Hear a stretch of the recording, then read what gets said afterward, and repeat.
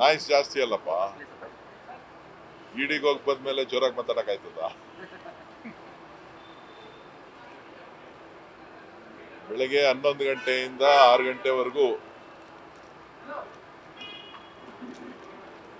Enforcement ಡೈರೆಕ್ಟರೇಟ್ನ ವಿಚಾರಣೆಗೆ ಹಾಜರಾಗಿ ಅವರು ಕೇಳಿರುವ ಎಲ್ಲ ಪ್ರಶ್ನೆಗಳಿಗೆ ಉತ್ತರವನ್ನು ಕೊಟ್ಟಿದ್ದೇನೆ. ಒಂದಷ್ಟು ಮಾಹಿತಿಯನ್ನ ಕೇಳಿ ಮತ್ತೆ ಹಾಜರಾಗಬೇಕು ಅಂತೇಳಿ 8ನೇ ತಾರೀಕಿಗೆ ಹಾಜರಾಗಬೇಕು ಅಂತೇಳಿ ತಿಳಿಸಿದ್ದಾರೆ. ಸೊ ಅವರು ನನಗೆ ಕಾಲಾವಕಾಶ ಕೇಳಿದ್ರು. ನಾನು ಒಂದು 10 ಡೇಸ್ ಆದಮೇಲೆ ಕೊಡಿ ಅಂತ ಕೇಳಿದೆ. ಸೊ 8ನೇ ತಾರೀಕು ಕೊಟ್ಟಿದ್ದಾರೆ. 8ನೇ ತಾರೀಕು ಮತ್ತೆ ಹಾಜರಾಗಲಿಕ್ಕೆ ತಿಳಿಸಿರೋದ್ರಿಂದ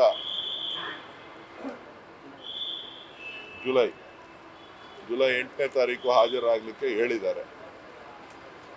ಸೊ ತನಿಖೆಗೆ ಸಂಪೂರ್ಣವಾದಂಥ ಸಹಕಾರವನ್ನು ಕೊಟ್ಟಿದ್ದೇನೆ.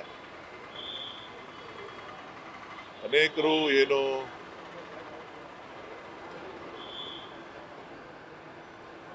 ನನ್ನ ಹೆಸರನ್ನ ದುರ್ಬಳಕೆ ಮಾಡಿಕೊಂಡಿದ್ದಾರೆ.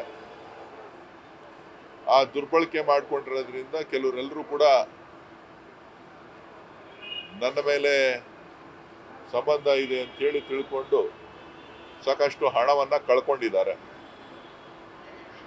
ಅವರ ಹೇಳಿಕೆಗಳಿಗೆ ಸಂಬಂಧಿಸಿದಂತೆ ಕೆಲವೊಂದು ಪ್ರಶ್ನೆಗಳು ಇದ್ದದ್ರಿಂದ ಸಮಯ ಬಹಳಷ್ಟು ಮುಗೀತು. ಇನ್ನೂ ಅನೇಕ ವಿಚಾರಗಳನ್ನು ಕೇಳಬೇಕು ಅಂತ ಹೇಳಿ ಇನ್ನೊಂದು ದಿನ ಬರಬೇಕು ಅಂತ ಹೇಳಿದ್ದಾರೆ. ಅದಕ್ಕೆ ಸಹಮತಿಯನ್ನು ವ್ಯಕ್ತಪಡಿಸಿದ್ದಾರೆ.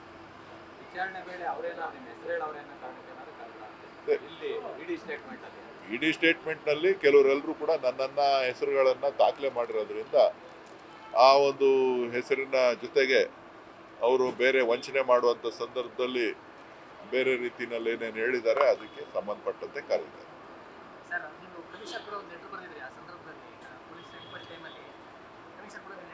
ಅದು ಕಮಿಷನರ್ ಅವರಿಗೆ ಪತ್ರ ಬರೆದಿದ್ದೆ.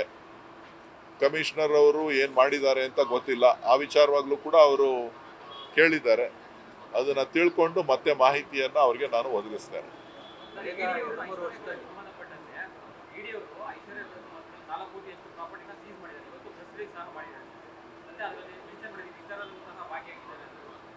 ಅದು ನನಗೆ ಗೊತ್ತಿಲ್ಲ ಯಾರು ಭಾಗಿಯಾಗಿದ್ದಾರೋ ಇಲ್ಲೋ ಅಂತ. ನಾನಂತೂ ಯಾವುದಕ್ಕೂ ಭಾಗಿದಾರ ಅಲ್ಲ. ಇಲ್ಲ. ಕಳೆದ 2-3 ವರ್ಷದಲ್ಲಿ ಈಶ್ವರ್ಯಗೌಡ ಅಕೌಂಟ್ ಅಲ್ಲಿ 60 ಕೋಟಿಗೂ ಹೆಚ್ಚು ಟ್ರಾನ್ಸಾಕ್ಷನ್ ಆಗಿತ್ತು. ಅದಕ್ಕೆ ಇನ್ಕಮ್ ಟ್ಯಾಕ್ಸ್ ಇದೆಲ್ಲ ಏನು ಕಟ್ಟಿರಲಿಲ್ಲ. ಯಾಕೆ ಈ ಹಿನ್ನೆಲೆ ಸಾಕಷ್ಟು FIRಗಳಾಗಿತ್ತು.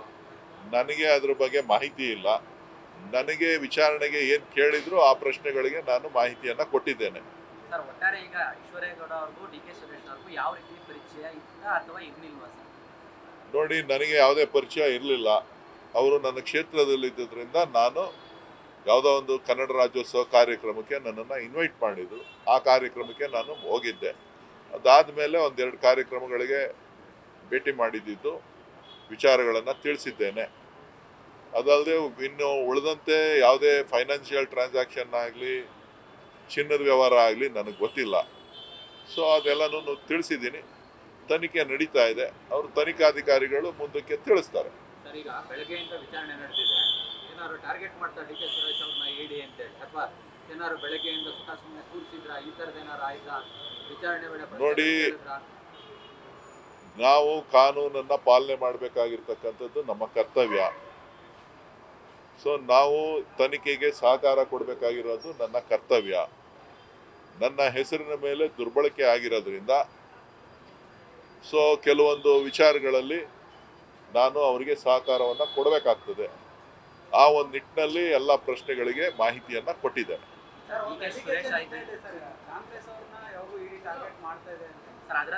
ಅದು ರಾಜಕೀಯ ಪಿತೂರಿ ಬಗ್ಗೆ ನಾನು ಈಗ ಮಾತಾಡೋದಿಲ್ಲ. ಮುಂದಿನ ದಿನಗಳಲ್ಲಿ ಅದರ ಬಗ್ಗೆ ಮಾತನಾಡ್ತೇನೆ.